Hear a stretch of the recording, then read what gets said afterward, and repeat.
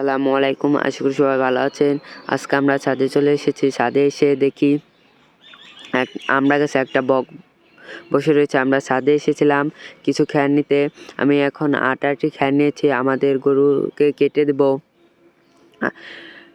খ্যারের নিচে অনেক মাটি, তার জন্য খ্যারের গুঁড়া গাছের সাথে বাইরে নিচ্ছি যাতে মাটি পড়ে যায়।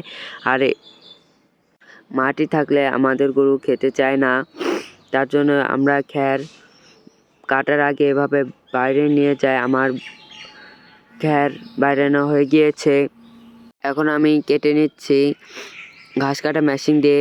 আমাদের কারেন্টের মেশিনটা ধার নেয়, তার জন্য বটি দিয়ে কেটে নিচ্ছি।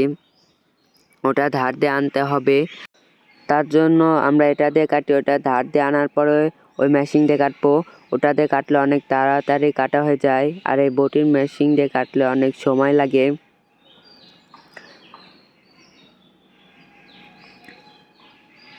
আমার অর্ধেকের বেশি খ্যার কাটা হয়ে গিয়েছে, আর অল্প করা খ্যার রয়েছে।